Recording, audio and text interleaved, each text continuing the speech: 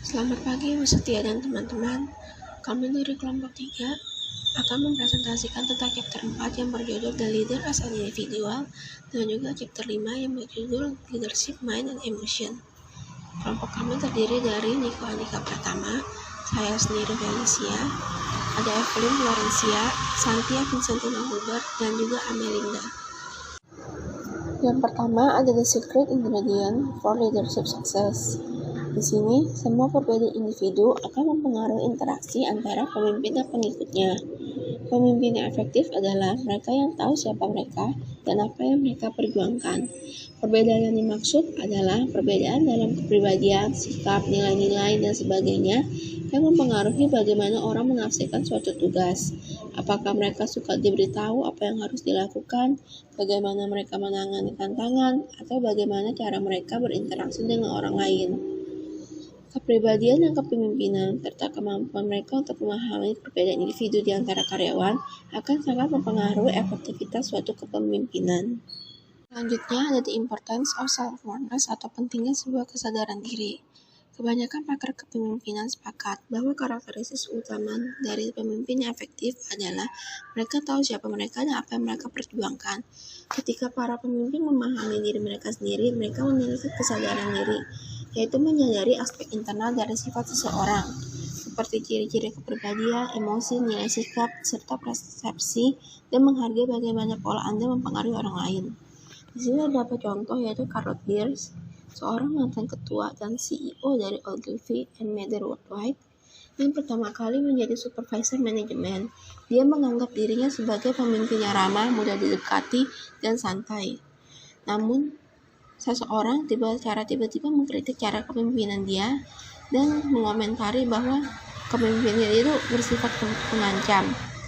Pierce tentu sangat terkejut karena ia berpikir bahwa cara kepemimpinannya sudah baik.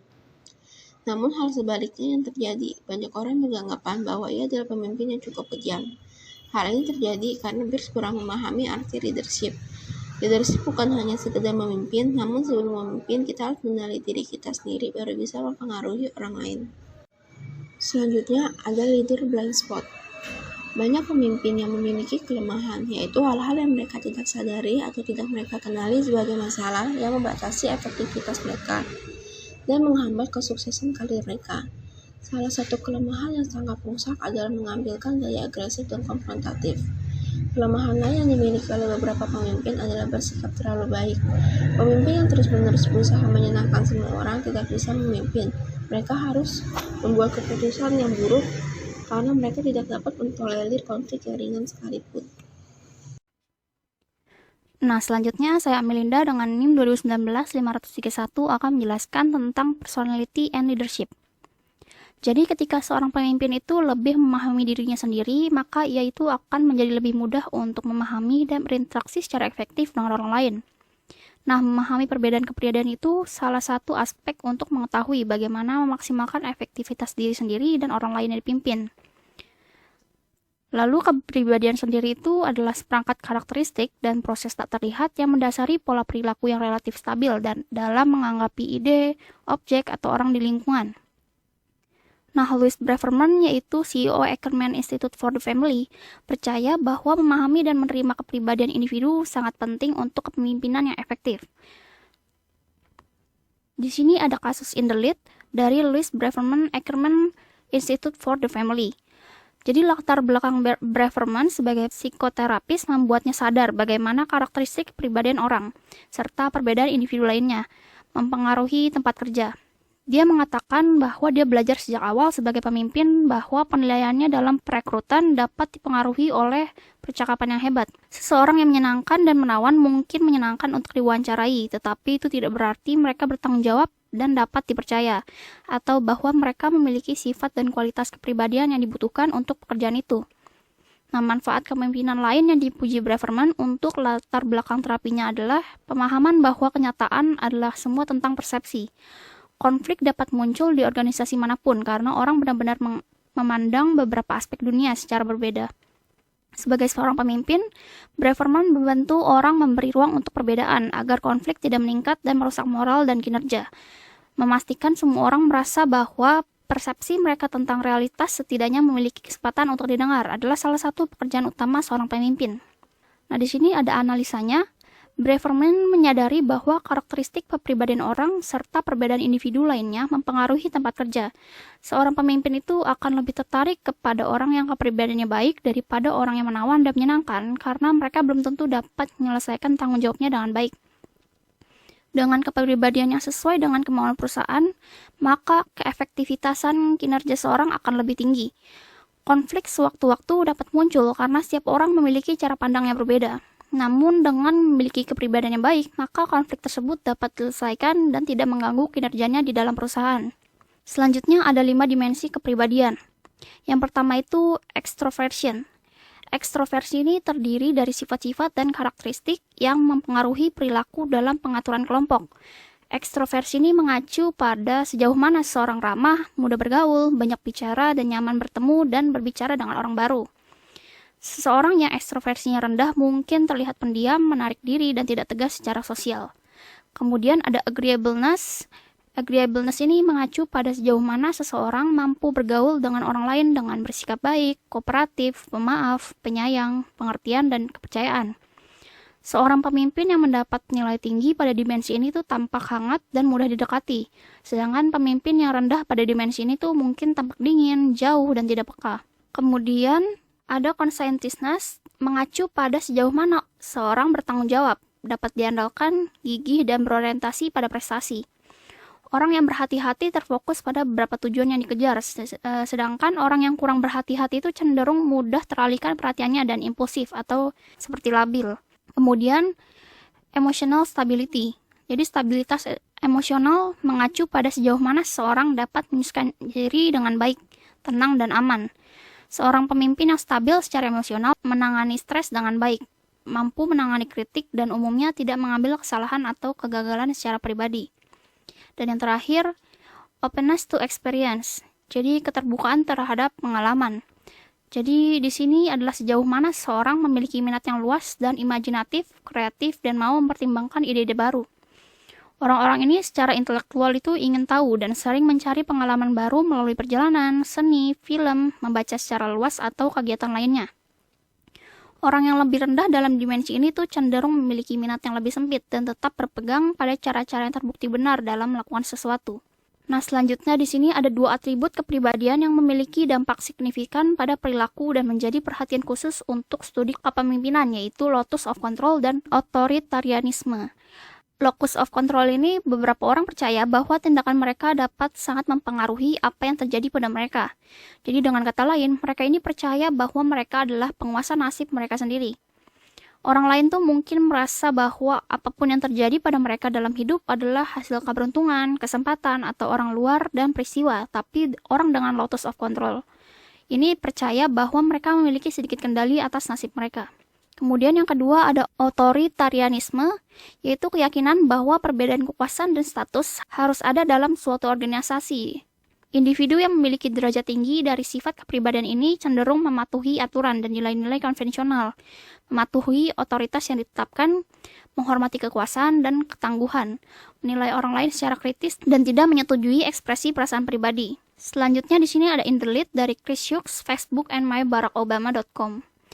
Ketika Hughes memasuki sekolah menengah, dia memutuskan bahwa dia menginginkan sesuatu yang berbeda dari lulus dari sekolah lokal dan mendapatkan pekerjaan di kota. Sebenarnya yang dia inginkan adalah menghadiri sekolahan persiapan yang bergengsi dan melanjutkan ke Universitas Ivy League. Dengan latar belakang keluarga dan sarana sederhana, itu jelas merupakan tujuan yang ambisius.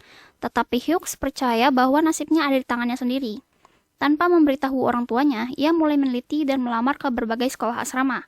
Akhirnya dia ditawari paket bantuan keuangan yang murah hati dari Phillips Academy di Andover. Beberapa tahun kemudian, dia pergi dari sana dengan beasiswanya ke Harvard. Hughes bertemu Mark Zuckerberg dan Dustin Moskovitz selama tahun pertamanya di Harvard dan ketiganya mendirikan Facebook. Kemudian selama kampanye Presiden 2008, Hughes menjadi tertarik pada gagasan menggunakan media baru untuk Barack Obama terpilih. Relawan membanjiri situs yang ia bangun, mybarackobama.com, sejak diluncurkan. Hughes kemudian tampil di sampul majalah Fast Company sebagai the kid who made Obama President. Analisanya, Chris menunjukkan bahwa karakteristik yang terkait dengan locus of control internal. Chris ini percaya bahwa nasibnya di tangannya sendiri. Ia mencoba untuk melamar ke sekolah-sekolah dan akhirnya mendapatkan bantuan pendidikan dan juga beasiswa di Harvard dengan latar belakang keluarganya yang sederhana. Penelitian telah menunjukkan perbedaan nyata dalam perilaku antara internal dan eksternal di bagian pengaturan. Internal secara umum lebih termotivasi diri, lebih mampu mengontrol perilaku mereka sendiri, lebih berpartisipasi dalam kegiatan sosial dan politik, dan lebih aktif mencari informasi. Ada juga bukti bahwa internal lebih mampu menangani informasi yang kompleks dan pemecahan masalah, dan bahwa mereka lebih berorientasi pada pencapaian daripada eksternal. Sekarang kita akan masuk ke bagian 4.3, yaitu Values and Attitudes. Yang pertama, Instrumental and Values. Value atau nilai adalah keyakinan mendasar yang dianggap penting oleh individu, yang relatif stabil dari waktu ke waktu dan berdampak pada sikap, persepsi, dan perilaku. Nilai adalah apa yang menyebabkan seseorang lebih suka bahwa sesuatu dilakukan dengan satu cara daripada cara lain. Contohnya, penerapan nilai yaitu seseorang menilai sesuatu atau orang lain, menilai sesuatu ide apakah itu baik atau buruk, menilai sesuatu apakah etis atau tidak, dan lain-lain. Lalu, value atau nilai telah dikembangkan menjadi dua macam oleh ilmuwan sosial, yaitu Milton Rockach, yaitu instrumental value dan end value. Instrumental value yaitu cara pandang mengenai tipe kebiasaan yang sesuai untuk mencapai tujuan, termasuk di dalamnya seperti berlaku jujur, saling membantu, serta mempertunjukkan keberanian. Sedangkan end value yaitu cara pandang mengenai suatu tujuan atau hasil akhir yang dianggap bernilai untuk dicapai. Contohnya, beberapa orang lebih menghargai keamanan, kehidupan yang nyaman, dan kesehatan yang baik di atas segalanya sebagai tujuan penting yang harus diperjuangkan dalam hidup. Pembagian end value menurut Milton Rockach yaitu yang pertama ada kehidupan yang nyaman, kesamaan, kehidupan yang menyenangkan, keamanan keluarga, kebebasan, kesehatan, keharmonisan diri, cinta, keamanan sosial, kenikmatan, keselamatan, kehormatan diri, rasa pencapaian, pengakuan sosial, persahabatan sejati, kebijaksanaan, perdamaian dunia, keindahan dunia.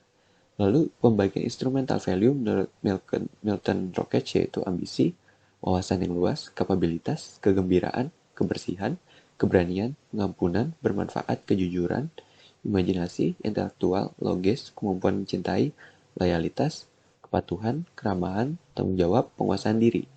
Meskipun setiap orang memiliki nilai instrumental dan end value, individu berbeda dalam mengurutkan nilai ke dalam prioritas, yang menyebabkan variasi yang luar biasa di antara orang-orang. Memahami nilai-nilai diri sendiri memperjelas apa yang penting, yang bertujuan untuk kepemimpinan yang efektif. Lalu bagaimana attitude mempengaruhi kepemimpinan? Attitude merupakan suatu evaluasi, baik positif maupun negatif mengenai orang, kejadian, atau sesuatu. 3 komponen dalam attitude atau sikap yaitu cognition atau pemikiran, affective atau perasaan, dan behavior atau kebiasaan. Yang pertama yaitu cognition atau pemikiran, yang termasuk dalamnya adalah ide dan pengetahuan seseorang mengenai sikap, seperti pengetahuan dan ide pemimpin mengenai pekerjaan dan kemampuan karyawan. Lalu yang kedua yaitu affective atau perasaan, berkaitan dengan apa yang dirasakan oleh individu pada sikap seseorang. Lalu yang terakhir ada behavior atau kebiasaan. Komponen ini berkaitan dengan bagaimana pemimpin mempengaruhi bawahan untuk bertindak dengan cara tertentu. Lalu terdapat satu teori untuk menjelaskan perbedaan gaya dikembangkan oleh Douglas McGregor. Berdasarkan pengalamannya sebagai manajer dan konsultan, serta pelatihannya sebagai psikolog, McGregor mengidentifikasi 2 set asumsi tentang sifat manusia, yang disebut teori X dan teori Y, yang mewakili 2 set sikap yang sangat berbeda tentang bagaimana berinteraksi dan mempengaruhi bawahan. Teori yang pertama yaitu teori X, menggambarkan bahwa orang biasanya malas dan tidak termotivasi bekerja, dan memiliki kecenderungan untuk menghindari tanggung jawab. Teori ini mempercayai bahwa individu harus dipaksa, diawasi, diarahkan, atau diancam, supaya mereka mengarahkan usaha yang terbaik. Individu yang termasuk ke dalam teori X biasanya task-oriented dan lebih fokus pada hasil kerja. Lalu yang kedua, teori Y. Berdasarkan asumsi, di mana orang secara alami menyukai pekerjaan dan akan melakukan yang terbaik untuk pekerjaan yang disenangi. Teori ini juga tidak percaya bahwa individu harus dipaksa dan diawasi untuk bekerja secara efektif. Pemimpin yang menggunakan teori Y biasanya people-oriented dan sangat menghargai hubungan. McGregor percaya bahwa teori Y lebih realistis dan produktif untuk mengawasi bawahan dan membentuk sikap pemimpin. Berikut ini penjelasan mengenai asumsi fundamental mengenai 2 teori tersebut. Pada teori X yang pertama, manusia tidak suka bekerja dan akan menghindari sebisa mungkin. Lalu yang kedua, manusia harus dipaksa, dikendalikan, diarahkan, dan ditakuti dengan hukuman. agar mencurahkan cukup usaha untuk mencapai tujuan organisasi. Lalu yang ketiga, manusia suka diarahkan, menghindari tanggung jawab, memiliki ambisi kecil, dan menginginkan keamanan. Sebaliknya pada teori Y, manusia pada dasarnya bukan tidak suka bekerja, tapi manusia lebih suka bekerja secara natural, seperti bermain dan beristirahat. Lalu yang kedua, pengendalian eksternal manusia dan hukuman bukan satu-satunya cara agar manusia mau berusaha mencapai tujuan, namun lebih didasari pada tujuan yang dianut. Lalu manusia suka belajar dan dalam kondisi yang tepat suka memikul tanggung jawab. Manusia memiliki kapabilitas berimajinasi dan bertindak kreatif dalam memecahkan masalah. Di bawah kondisi kehidupan industri modern, potensi intelektual rata-rata manusia hanya dimanfaatkan sebagian. Selanjutnya, saya Santia akan membahas tentang social perception and attribution. Jadi, persepsi adalah proses yang digunakan untuk memahami lingkungan mereka dengan memilih, mengatur, dan menafsirkan informasi. Nilai dan sikap mempengaruhi persepsi yang dinilai oleh orang lain. Misalnya, ada karyawan yang berpikir bahwa atasannya tidak peka dan sombong. Hal ini dapat dilihat berdasarkan pola persepsi perilaku arogan dan tidak peka dari atasan selama periode waktu tertentu. Kemudian, jika karyawan tersebut pindah ke perusahaan yang baru, maka persepsi ini akan terus mempengaruhi cara dia memandang atasannya di lingkungannya yang baru. Meskipun atasannya di tempat kerja yang baru mungkin saja sudah berusaha keras untuk memahami dan menanggapi kebutuhan karyawan atau istilahnya setelah berperilaku baik. Karena perbedaan individu dalam sikap, kepribadian, nilai, minat, dan pengalaman, maka orang sering melihat hal yang sama dengan cara yang berbeda. Kemudian ada perceptual distortion. Jadi perhatian khusus bagi para pemimpin adalah distorsi persepsi, yaitu kesalahan dalam penilaian persepsi yang muncul dari ketidakakuratan persepsi. Ini ada beberapa kesalahan umum yang terjadi, yaitu pertama ada stereotyping, adalah kecenderungan untuk menetapkan individu ke dalam kelompok seperti perempuan dengan laki-laki, hitam dengan putih, tua dengan muda, dan sehat dengan cacat. Contohnya jika kita bertemu dengan orang baru yang berada di atas kursi roda, sebagian dari kita pasti menggolongkan mereka ke penyandang disabilitas, di mana hal ini tidak menjamin bahwa orang tersebut kurang mampu dalam bekerja daripada rekan lainnya. Stereotyping ini ada untuk mencegah pengklasifikasian dengan cara ini. Kemudian yang kedua ada halo effect, yaitu terjadi ketika pengamat mengembangkan seluruh kesan dari seseorang atau situasi berdasarkan suatu karakteristik, baik yang menguntungkan atau tidak menguntungkan. Dengan kata lain, halo effect ini membuat pengamat buta terhadap karakteristik lain yang dapat menghasilkan penilaian yang lebih lengkap. Halo effect dapat memainkan peran penting dalam penilaian kinerja. Misalnya, seseorang dengan catatan kehadiran yang baik dapat dinilai sebagai orang yang bertanggung jawab, rajin, dan sangat produktif. Sedangkan orang lain yang kehadirannya kurang dari rata-rata dapat dinilai sebagai karyawan yang berkinerja buruk. Hal ini mungkin saja benar, namun kinerja buruk atau kinerja baik hanya dapat dilihat dari beberapa faktor, tidak hanya dari faktor absen itu sendiri. Kemudian yang ketiga ada projection, yaitu kecenderungan pengamat untuk melihat ciri-ciri pribadi mereka sendiri pada orang lain, di mana mereka memasukkan kebutuhan, perasaan, nilai, dan sikap mereka sendiri ke dalam penilaian mereka terhadap orang lain. Seorang pemimpin yang berorientasi pada prestasi mungkin berasumsi bahwa bawahannya juga demikian. Hal ini dapat menyebabkan manajer untuk merestrukturisasi pekerjaannya menjadi kurang rutin dan lebih menantang tanpa memperhatikan kepuasan karyawannya yang sebenarnya. Perlindungan terbaik terhadap kesalahan berdasarkan proyeksi adalah kesadaran diri dan empati. Kemudian yang keempat ada perceptual defense, yaitu kecenderungan perseptor untuk melindungi diri dari ide, objek, atau orang yang mengancam. Orang mempersepsikan hal-hal yang memuaskan dan menyenangkan, tetapi cenderung mengabaikan hal-hal yang mengganggu dan tidak menyenangkan. Misalnya, ada seorang direktur yang tidak suka berurusan dengan konflik karena ia dibesarkan dengan orang tua yang terus-menerus berdebat dan sering menempatkannya di tengah-tengah pertengkaran mereka. Direktur secara konsisten mengabaikan perselisihan di antara anggota staf sampai amarah seluruh karyawannya memuncak. Ketika amarah tersebut mencapai puncaknya, maka direktur akan terkejut dan kecewa karena dia benar-benar merasakan bahwa semuanya berjalan lancar di antara staf. Selanjutnya ada attribution. Jadi atribusi adalah penilaian tentang apa yang menyebabkan suatu peristiwa atau perilaku dapat terjadi. Misalnya, banyak orang mengaitkan keberhasilan atau kegagalan suatu organisasi dengan pemimpinnya. Padahal kenyataannya mungkin ada banyak faktor yang berkontribusi terhadap kinerja organisasi. Atribusi penting karena membantu orang memutuskan bagaimana menangani suatu situasi. Orang juga membuat atribusi atau penilaian sebagai cara untuk memahami apa yang menyebabkan perilaku mereka sendiri atau orang lain. Nah, atribusi ini tuh ada dua. Yang pertama, atribusi internal, di mana karakteristik orang tersebut menyebabkan suatu perilaku. Misalnya ada seorang bawahan melewatkan tenggat waktu karena dia malas dan tidak kompeten. Kemudian yang kedua ada atribusi eksternal, di mana mengatakan sesuatu tentang situasi yang menyebabkan perilaku orang tersebut. Contohnya ada bawahan yang tadi melewatkan tenggat waktu karena dia tidak memiliki dukungan tim dan sumber daya yang dibutuhkan. Kemudian ada the fundamental attribution error. Ketika mengevaluasi orang lain, banyak orang meremehkan pengaruh faktor eksternal dan melebih-lebihkan pengaruh faktor internal. Kecenderungan ini disebut kesalahan atribusi fundamental. Kemudian ada the self-serving bias. Jadi orang cenderung melebih-lebihkan kontribusi faktor internal terhadap keberhasilan mereka dan melebih-lebihkan kontribusi faktor eksternal terhadap kegagalan mereka. Kecenderungan ini berarti orang memberi diri mereka terlalu banyak pujian atas apa yang mereka lakukan dengan baik dan memberikan terlalu banyak kesalahan kepada kekuatan eksternal ketika mereka gagal. Selanjutnya kita akan membahas in the lead Kevin Kelly dengan perusahaan Emerald Packaging. Jadi sebagai pemimpin tertinggi di perusahaan keluarganya yang berada di California, yaitu Emerald Packaging, sebuah perusahaan pembuat kantong plastik untuk industri makanan, si Kevin Kelly ini menganggap dirinya sangat diperlukan. Dia menganggap dirinya sebagai orang yang paling berperan penting dari pertumbuhan penjualan dan keuntungan perusahaan.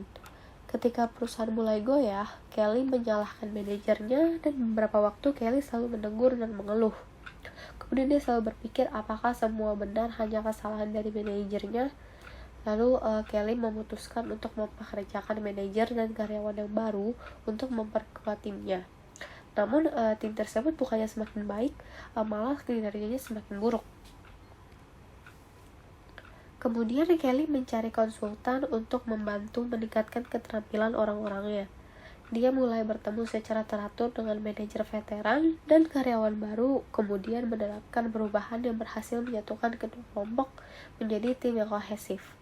Kemudian Kelly mengambil liburan 10 hari yang sebenarnya menjadi kali pertamanya dia tidak melakukan kontak rutin dengan Emerald sejak dia mengambil alih perusahaan.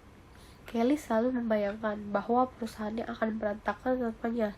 Namun kenyataannya perusahaan tersebut berjalan dengan baik dan para karyawan berteman dengan baik sehingga perusahaan ini semakin sukses. Nah, analisanya yaitu seperti penjelasan tadi, masalah ini diakibatkan dari adanya persepsi yang salah, seperti projection di mana Kelly melihat dirinya paling benar, kemudian perceptual defense yang dimana Kelly mengamati jika manajernya tidak dapat bekerja dengan baik tanpanya. Kemudian saat perusahaan mengalami penurunan penjualan, Kelly mulai menyalahkan semua manajer dengan alasan bahwa mereka yang membuat penjualan perusahaan menurun dengan menolak semua ide-ide baru yang dapat membuat bisnis terus berkembang. Kemudian untuk permasalahan ini pun juga masuk ke dalam the fundamental attribution error dan the self-serving bias, di mana Kelly meremehkan manajernya dan menganggap dirinya yang paling benar dan tidak perlu untuk mengintrospeksi diri dan mengubah diri menjadi lebih baik lagi. Kelly selalu melebih-lebihkan kesalahan yang dilakukan oleh orang lain dan selalu membanggakan dirinya karena ia selalu menganggap dirinya lebih berperan penting dari siapapun. Padahal kenyataannya semua orang memiliki peran pentingnya masing-masing sebagaimana mestinya. Selanjutnya, chapter 4.5 Cognitive Differences atau gaya kognitif. Gaya kognitif menunjukkan bagaimana cara seseorang dalam memahami dan memproses data, membuat keputusan, memecahkan masalah, dan berhubungan dengan orang lain. Patterns of Thinking and Brain Dominance. Ahli saraf dan psikolog telah lama mengetahui bahwa ada perbedaan fungsi dari otak kanan dan otak kiri. Otak kiri diasosiasikan dengan pemikiran logis dan analitis untuk pemecahan masalah, sedangkan otak kanan dikaitkan dengan kreativitas, intuitif, dan proses berpikir. Sebagai contoh sederhana lainnya, orang-orang yang sangat pandai berbahasa baik verbal ataupun tertulis lebih dominan menggunakan otak kiri, sedangkan mereka yang lebih suka menafsirkan informasi melalui visual lebih dominan menggunakan otak kanan. Selanjutnya, Whole Brain Concepts by Ned Herman. Berbeda dengan yang sebelumnya di mana kita melihat kemampuan dari dua sisi otak, Whole Brain Concept di sini adalah konsep yang mengidentifikasi 4 kuadran otak terkait dengan gaya pemikiran yang berbeda. Kuadran A dikaitkan dengan pemikiran logis, analisis, dan pemrosesan angka. Seseorang yang memiliki dominasi kuadran A biasanya rasional dan realistis, berpikir kritis, suka berurusan dengan angka, dan hal-hal yang sifatnya teknis. Nah, kalau ada pemimpin dengan gaya berpikir kuadran A yang dominan, maka dia cenderung direktif dan berwibawa. Selanjutnya ada kuadran B. Kuadran B ini berkaitan dengan perencanaan, pengorganisasian, dan detail yang cermat. Biasanya orang-orang ini terorganisir dengan baik, terpercaya, dan rapi. Pemimpin dengan gaya berpikir kuadran B yang dominan biasanya konservatif dan sangat tradisional. Kuadran C dikaitkan dengan hubungan interpersonal. Individu kuadran C sangat sensitif terhadap orang lain dan sangat menikmati berinteraksi dengan mengajar orang lain. Pemimpin dengan gaya kuadran C biasanya bersifat ramah dan empati.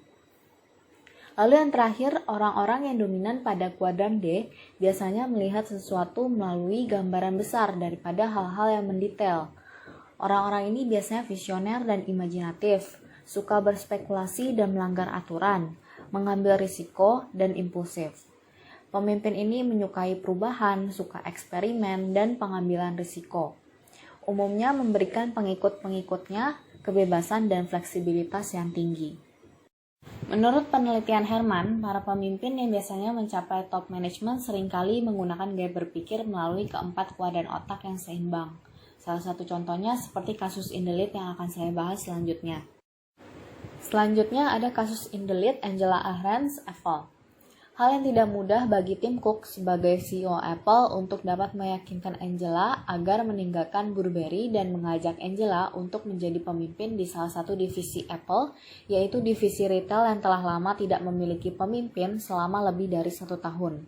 Tim Cook di sini sangat yakin dengan kepemimpinan Angela pada perusahaan Apple karena ia telah memahami gaya kepemimpinan Angela yang luar biasa pada saat bekerja di BlackBerry. Ahrendts menempatkan keterampilan otak kanannya untuk melakukan pekerjaannya. Lalu dia juga menggunakan pemikiran otak kiri untuk menemukan cara mengendalikan keuangan yang tidak merusak kepercayaan dan moral.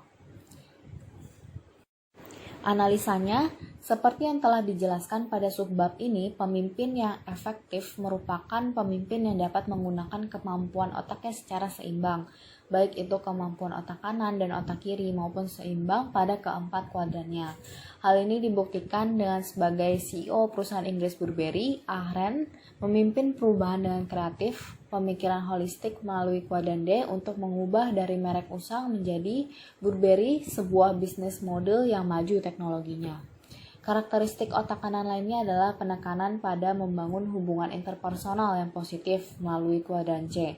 Namun, Ahrendts juga menunjukkan pemikiran otak kiri dalam kontrolnya yang cermat terhadap keuangan perusahaan melalui kuadran B. Kemampuannya untuk bersikap realistis, analitis, dan rasional dalam hal membuat keputusan sulit melalui kuadran A. Selanjutnya, subbab 4.5b, Problem Solving Styles Jungian Types. Pendekatan lain untuk perbedaan kognitif berasal dari karya seorang psikolog Carl Jung. Jung percaya bahwa perbedaan dalam perilaku individu dihasilkan dari preferensi dalam cara kita mengumpulkan dan mengevaluasi informasi untuk pemecahan masalah dan membuat keputusan. Nah, di sini ada salah satu tes yang paling banyak digunakan di Amerika Serikat, yaitu Myers-Briggs Type Indicator atau MBTI. Nah, di sini instrumen MBTI ini memiliki 4 pasang atribut yang berbeda dalam mengklasifikasikan orang menjadi salah satu dari 16 tipe kepribadian yang ada. Yang pertama ada introversion versus extroversion. Dimensi ini berfokus pada bagaimana seseorang mendapatkan energinya. Jadi kalau ekstrovert itu mendapatkan energi jika berada dan berinteraksi dengan orang lain, sebaliknya kalau introvert mendapatkan energinya jika mereka sendirian atau fokus pada dirinya sendiri. Lalu yang kedua ada sensing versus intuition, mengidentifikasi bagaimana cara seseorang menyerap informasi. Jadi kalau sensing, seseorang mengumpulkan dan menyerap informasi dengan mudah atau secara langsung, sedangkan orang intuitif mengandalkan persepsi yang sifatnya tidak langsung. Lalu yang ketiga ada thinking versus feeling, berkaitan dengan seberapa banyak pertimbangan seseorang memberikan emosi dalam pengambilan keputusan. Jadi kalau feeling, mengambil keputusan berdasarkan apa pengaruh keputusan tersebut terhadap perasaan orang lain. Sebaliknya kalau thinking cenderung lebih mengandalkan pada logika dan sangat objektif dalam mengambil keputusan. Lalu yang keempat ada judging versus perceiving, sikap individu terhadap ambiguitas dan seberapa cepat seseorang mengambil keputusan. Kalau judging, orang itu senang memiliki tujuan dan deadline, cenderung membuat keputusan dengan cepat berdasarkan data yang ada. Sebaliknya kalau orang perceiving ini menikmati ambiguitas, tidak menyukai deadline dan suka berubah pikiran beberapa kali sebelum membuat keputusan akhir. Jadi orang perceiving ini suka mengumpulkan banyak informasi atau pertimbangan terlebih dahulu sebelum membuat keputusan. Di sini terdapat contoh kasus yang berjudul Nice Manager. Proses promosi manajemen sistem industri menjadi tolak ukur dalam memberikan lateral serta promosi ke tingkat berikutnya dalam perusahaan. Dengan kantor, pabrik, dan gudang yang berlokasi di 7 kota Texas, serta peluang untuk mendapatkan yang terbaik sangat luas bagi karyawan menengah. Proses tersebut mengundang kandidat untuk mengeksplorasi tujuan, kekuatan, dan kelemahan, serta menceritakan skenario dan pencapaian kehidupan nyata. Tim seleksi juga mengunjungi tempat kerja kandidat untuk melakukan observasi langsung dan berbicara dengan rekan kerja sebelum membawa kandidat akhir ke Dallas untuk wawancara. Proses tersebut menawarkan wawasan pribadi dan peluang pertumbuhan kepada semua kandidat untuk melakukan promosi. Pada bulan Maret 2015, manajemen puncak yang terdiri dari Marcus Chisholm, Carl Jacobson, Miss Eve, Wayne Hughes, dan Barbara Kennedy sedang mengadakan rapat untuk mempertimbangkan dari 4 kandidat manajemen menengah yang akan dipromosikan ke posisi teratas di kantor San Antonio. Jadi, Marcus bertanya tentang kandidat bernama Harry Creighton, dan Carl berkata bahwa Harry adalah orang yang hebat karena saat terjadi penurunan kinerja karyawan serta desas-desus mengenai PHK, dia datang untuk menenangkan ketakutan para karyawan. Selain itu, dia juga memiliki serta membina hubungan yang baik dengan para karyawan. Akan tetapi, Mitch menyanggah dengan berkata bahwa apakah kriteria yang kita cari hanya seorang yang baik, dan bagaimana cara menilai atau bagaimana manajer mencapai tentang suatu kriteria yang dikatakan baik. Kemudian Barbara mengatakan kesan dia terhadap Harry adalah ia suka menutupinya dari mereka dan mengambil atau mengelola tanggung jawab yang harusnya dikerjakan oleh para karyawan. Menutupi di sini berarti memberikan mereka sedikit kelonggaran dalam hal-hal seperti mengabaikan kesalahan mereka, mengabaikan waktu, atau mengambil cuti sesuka hati. Wayne berpikir bahwa jika dibandingkan dengan kandidat lain, maka Harry tidak memiliki gaya kepemimpinan yang khusus dan tidak tegas atau kurang tegas dalam menghadapi karyawannya. Intinya, Marcus berkata bahwa Harry memiliki potensi yang bagus, namun dia belum memperoleh kepercayaan penuh untuk mengisi posisi manajemen puncak. Oleh karena itu, tugas mereka adalah membantu Harry untuk menggunakan potensinya tersebut untuk peluang di masa depan. Pertanyaan pertama adalah what does nice mean to you? Do you think nice is a good trait for leader or the kiss of teeth? Jawabannya adalah manajer yang baik adalah seseorang yang dihormati oleh bawahan mereka dan dihargai oleh rekan kerja serta atasan mereka. Selain itu, mereka menyediakan lingkungan yang positif. Tidak hanya mereka dapat bekerja, tetapi juga orang lain. Hal ini juga memberikan kesempatan bagi mereka untuk membantu mengembangkan bawahan serta diri mereka sendiri, namun tetap pada batasannya dan bersikap tegas. Akhirnya itu adalah sifat yang memberi mereka kemampuan untuk mengorbankan diri mereka sendiri untuk kebaikan yang lebih besar. Kepuasan yang datang darinya adalah motivator untuk bersikap baik kepada orang lain. Pertanyaan yang kedua, is nice related to any concept in this chapter? such as one of the big five personality dimension, Myers-Briggs component, or left-right brain dominance discuss. Jawabannya, dalam konsep penggunaan kata nudge ditempatkan ke dalam yang pertama, kata nudge berkaitan dengan salah satu dimensi kepribadian, yaitu kesadaran sosial berupa stabilitas emosional, yaitu sikap dalam menempatkan diri pada posisi lain untuk menganalisis emosi mereka yang tak terkatakan. Yang kedua, konteks lain yang digunakan adalah terkait dengan relationship management. Hal ini berkaitan dengan kemampuan untuk berhubungan dengan orang lain, yaitu intensitas hubungan serta komunikasi yang efektif yang dilakukan dengan orang lain. Kedua, konsep di atas dianggap sebagai sifat baik dari orang baik. Pertanyaan 3 ada, if Harry is passed up for promotion, what feedback and advice would you give him about him to improve his leadership skills for possible future promotion? Jawabannya adalah, Harry adalah seorang pria yang baik dan dapat dipercaya serta bertanggung jawab. Selain itu, ia memiliki potensi yang bagus sebagai manajer. Dia terkenal karena sifatnya yang suka menolong. Namun, dia harus meninggalkan jiwa yang tegas serta berwibawa, karena segala sesuatu itu memiliki suatu batasan. Dia harus menanamkan nada manajerial dalam dirinya dengan sifat ramah terhadap orang lain. Jika tidak, sifat baik tersebut akan dimanfaatkan oleh orang lain.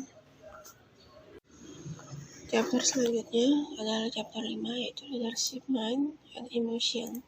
Yang pertama ada Leading with Head and Heart. Bekerja secara efektif dengan orang lain, haruskan kita memanfaatkan aspek yang ada di dalam diri kita, seperti pikiran, keyakinan, serta perasaan, dan memahami aspek itu dalam diri orang lain. Pikiran dan emosi dapat mempengaruhi kinerja seseorang, namun kebanyakan orang yang menjalankan peran kepemimpinan melupakan aspek emosional dalam memimpin. Selain itu, agar dapat sukses, dibutuhkan pemimpin yang menggunakan kepala dan hati mereka agar dapat berjalan dengan lancar.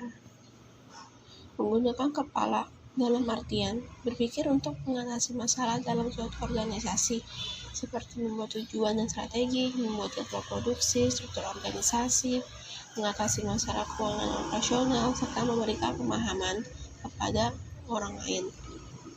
Menggunakan hati berarti bagaimana mereka menjaga semangat karyawan, bagaimana membuat karyawan merasa dihargai, dan memberitahu tentang perubahan yang cepat dan ketidakpastian atas tujuan perubahan besar yang hampir terjadi setiap harinya.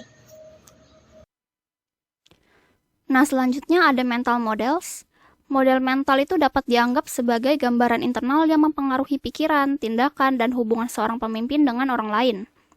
Model mental adalah teori yang dipegang orang tentang sistem tertentu di dunia dan perilaku yang diharapkan. Selanjutnya masuk ke assumption. Asumsi seorang pemimpin secara alami adalah bagian dari model mentalnya. Seseorang yang berasumsi bahwa orang tidak dapat dipercaya akan bertindak sangat berbeda dalam suatu situasi daripada seseorang yang memiliki asumsi bahwa orang pada dasarnya sulit dipercaya. Pemimpin memiliki asumsi tentang peristiwa, situasi, dan keadaan, serta tentang orang-orang. Asumsi bisa berbahaya karena orang cenderung menerimanya sebagai kebenaran. Selanjutnya ada changing or expanding mental models. Pola pikir para pemimpin puncak selalu memainkan peran kunci dalam keberhasilan organisasi.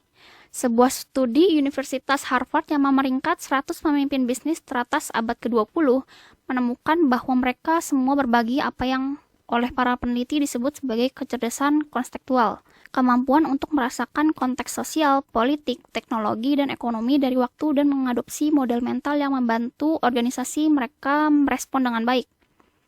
Dalam dunia perubahan yang cepat dan terputus-putus, faktor terbesar yang menghalangi keberhasilan para pemimpin dan organisasi mungkin adalah kemampuan untuk mengubah atau memperluas model mental seorang. Di sini ada in the lead dari Ron Rivera, Carolina Panthers, yaitu salah satu tim sepak bola profesional di Amerika. Jadi sebagian besar pelatih NFL menjaga waktu yang mereka habiskan di ruang ganti seminimal mungkin. Ron Rivera, pelatih kepala Carolina Panthers, dulu juga melakukan itu, tetapi setelah meminta saran dari pilot pesawat tempur tentang cara mempromosikan kejujuran dan kepercayaan, Rivera mengubah model mentalnya dan dari menjaga jarak dari pemain menjadi mengenal lebih dekat dan memahami pemain di tingkat pribadi yang mendalam. Sekarang dia di ruang ganti berinteraksi dengan pemain sepanjang waktu. Setelah disarankan untuk menghilangkan derajat ketika berbicara dengan bawahan, Rivera mengajak sekelompok pemain makan malam dan meminta untuk mereka memberikan umpan balik yang jujur. Dia kagum pada beberapa hal yang dia dengar. Saat itulah, dia memulai perubahan untuk menciptakan budaya kejujuran total di mana para pemain merasa mereka bisa bertanya atau memberitahu dia apa saja. Rivera mendirikan kantor kedua lebih dekat ke ruang ganti dan dia secara teratur mengunjungi ruang pelatihan dan kafetaria, serta ruang ganti untuk berinteraksi secara informal dengan para pemain. Selanjutnya masuk ke analisa. Jadi memiliki hubungan pribadi yang lebih dekat dengan para pemainnya membantu Rivera memantau moral dan menyelesaikan masalah yang mungkin mengganggu kinerja pemainnya. Para pemimpin harus tetap berpikiran terbuka dan bersedia mempertanyakan asumsi dan mengubah model mental mereka ketika pendekatan baru diperlukan. Seperti yang dilakukan oleh Rivera dengan mendirikan kantor kedua lebih dekat ke ruang ganti untuk berinteraksi secara informal dengan para pemain. Organisasi menjadi rentan ketika para pemain bertahan dengan model mental usang dalam menghadapi realitas baru. Dengan modal mental yang baru, para pemain dapat dengan nyaman bertanya atau memberitahu Rivera tentang apa saja, sehingga dapat membantu meningkatkan kinerja pemainnya. Lalu selanjutnya kita akan masuk ke dalam bagian 5.3, yaitu Developing a Leader's Mind. Pikiran pemimpin dapat dikembangkan melampaui non-pemimpin dalam 4 bidang penting, yaitu Independent Thinking, yaitu pemikiran mandiri. Yang kedua, open-mindedness, yaitu keterbukaan, system thinking, pemikiran sistem, dan personal mastery, yaitu penguasaan diri. Lalu yang pertama ada independent thinking. Independent thinking berarti mempertanyakan asumsi dan menafsirkan data dan peristiwa menurut keyakinan, ide, dan pemikirannya sendiri, bukan menurut aturan, rutinitas, atau kategori yang ditentukan sebelumnya oleh orang lain. Berpikir mandiri adalah berarti tetap waspada secara mental dan berpikir kritis. Berpikir mandiri adalah salah satu bagian dari apa yang disebut mindfulness. Mindfulness dapat didefinisikan sebagai keadaan perhatian yang terfokus pada saat ini dan kesiapan untuk menciptakan kategori mental baru dalam menghadapi informasi yang berkembang dan keadaan yang berubah. Mindfulness melibatkan pemikiran independen, dan itu membutuhkan keingintahuan dan pembelajaran pemimpin. Pemimpin yang baik akan mendorong bawahannya untuk menjadi mindful agar dapat berpikir secara hati-hati. Dengan begitu, kemampuan identifikasi dan pemecahan masalah dapat distimulasi agar dapat tumbuh dan berkembang. Lalu yang kedua, open-mindedness. Seorang pemimpin harus melupakan banyak ide yang telah dikondisikan untuk dibuka pada yang baru.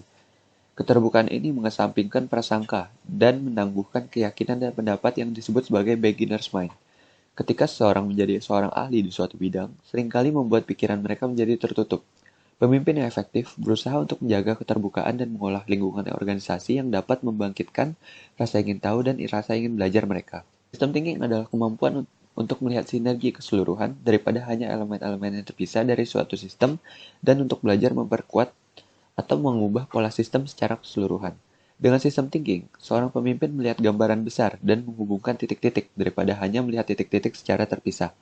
Banyak orang yang telah dilatih untuk memecahkan masalah dengan memecahkan sistem yang kompleks, seperti organisasi, menjadi bagian-bagian terpisah dan bekerja untuk membuat setiap bagian bekerja sebaik mungkin.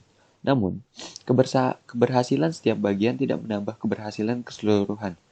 Bahkan terkadang mengubah satu bagian menjadi lebih baik justru membuat keseluruhan sistem berfungsi kurang efektif. Penting untuk melihat sistem organisasi secara keseluruhan karena kompleksitasnya. Kompleksitas dapat membuat para pemimpin kewalahan dan merusak kepercayaan dirinya. Ketika pemimpin dapat melihat struktur yang mendasari suatu situasi yang kompleks, mereka dapat memfasilitasi perbaikan, namun membutuhkan fokus pada gambaran besar. Lalu yang terakhir ada personal mastery. Personal mastery berarti menguasai diri sendiri dengan cara memfasilitasi kepemimpinan dan mencapai hasil yang diinginkan. Menguasai diri sendiri mewujudkan 3 kualitas, yaitu kejernihan pikiran, kejelasan tujuan, dan pengorganisasian untuk mencapai tujuan. Semua elemen pikiran tersebut yang tadi saya jelaskan saling terkait. Independent thinking dan open-mindedness meningkatkan sistem thinking dan memungkinkan personal mastery, membantu para pemimpin mengubah dan memperluas model mental mereka. Karena seluruh elemen saling bergantung, para pemimpin yang bekerja untuk meningkatkan elemen dari pendekatan mental mereka agar dapat bergerak maju secara signifikan, menuju penguasaan pikiran mereka dan menjadi lebih efektif dalam menjadi pemimpin. Kemudian ada emotional intelligence, di mana mengacu kepada kemampuan seseorang untuk memahami, mengidentifikasi, dan berhasil mengelola emosi dalam diri dan orang lain. Menjadi cerdas secara emosional berarti mampu mengelola diri sendiri dan hubungan kita secara efektif. Kemudian, what are emotions? Jadi kemampuan penting bagi para pemimpin adalah untuk memahami berbagai emosi yang dimiliki orang lain. Jadi ini ada beberapa variasi dari emosi, yaitu kemarahan, kesedihan, ketakutan, cinta, cemburu, jijik, kepuasan, dan rasa bersalah. Kemudian kenapa emosi itu penting? Jadi dalam sebuah studi tentang wirausahawan, para peneliti menemukan bahwa mereka yang lebih mengekspresikan emosi mereka sendiri dan lebih selaras dengan emosi orang lain menghasilkan lebih banyak uang.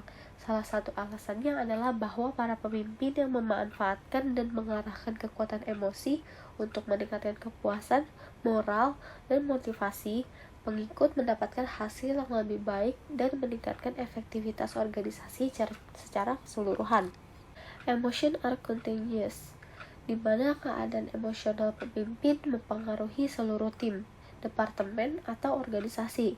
Sebagian besar dari kita menyadari bahwa kita dapat menangkap emosi orang lain. Jika kita berada di sekitar seseorang yang tersenyum dan antusias, maka emosi positif akan menular pada kita.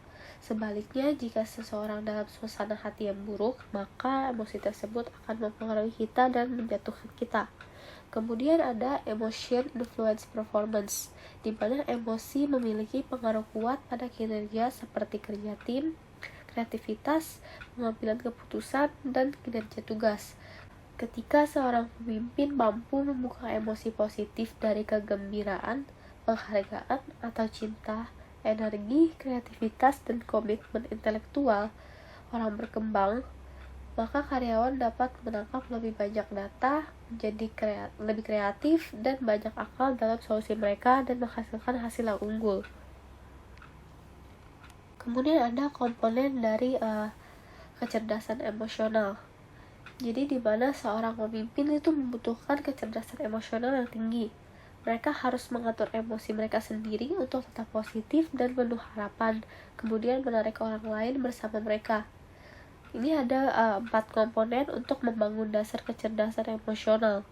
Yang pertama ada self-awareness, di mana kesadaran diri mencakup kemampuan untuk mengenali dan memahami emosi diri sendiri dan bagaimana emosi itu mempengaruhi kehidupan dan pekerjaan kita.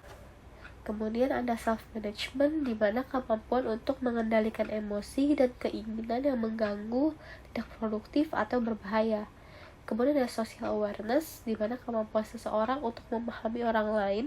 Dan yang terakhir ada relationship management, di mana kemampuan untuk terhubung dengan orang lain dan membangun hubungan yang positif.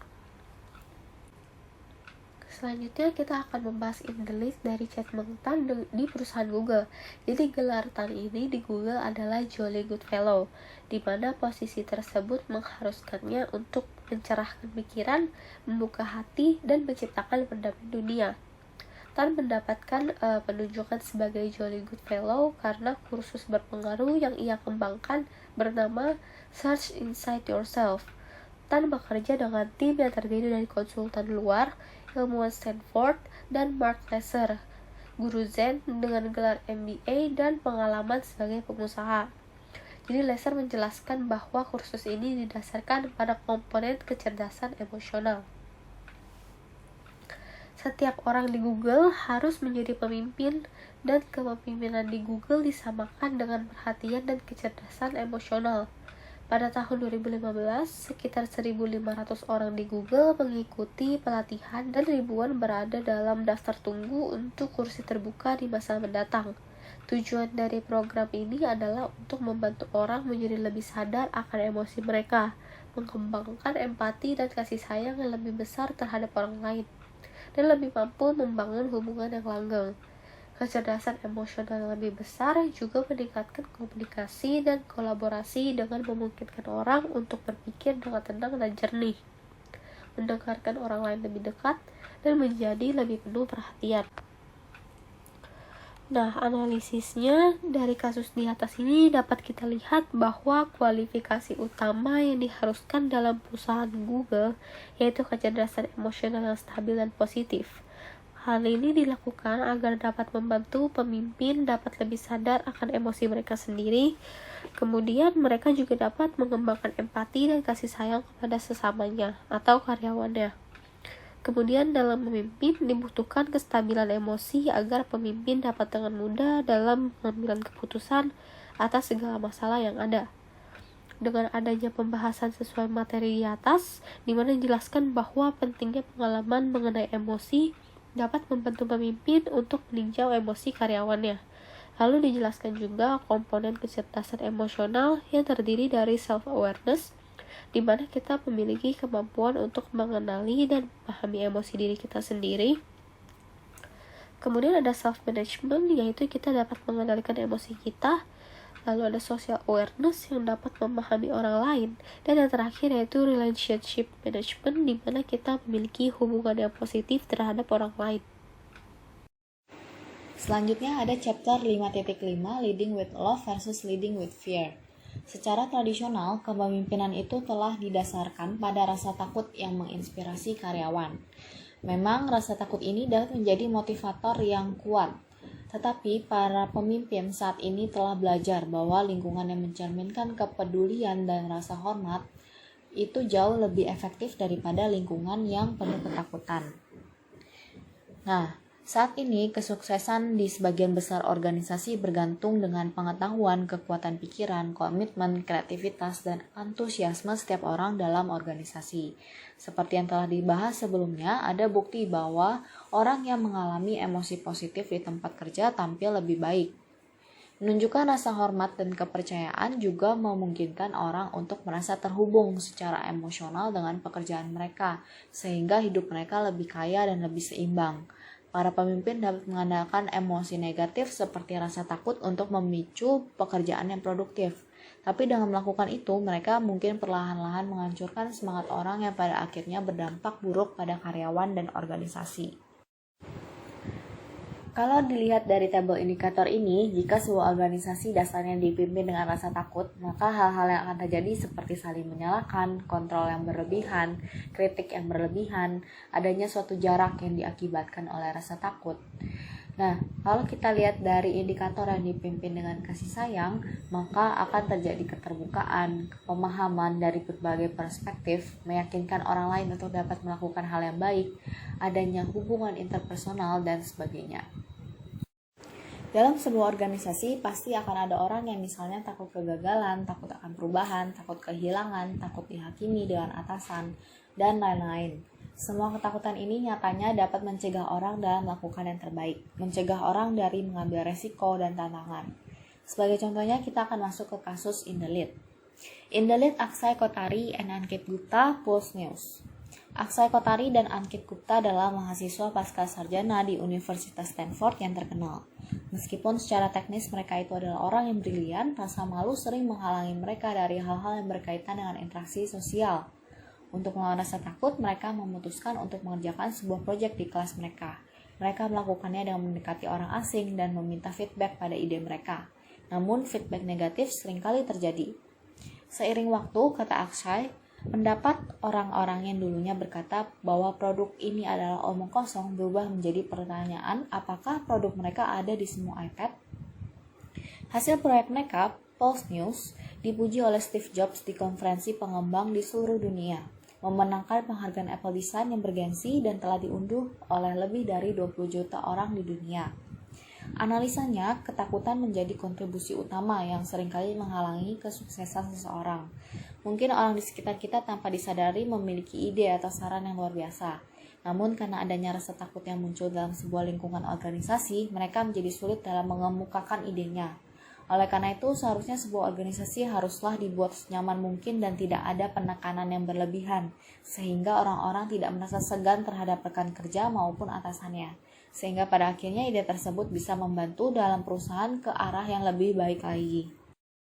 Selanjutnya, subbab 5.5b, Bringing Love to Work.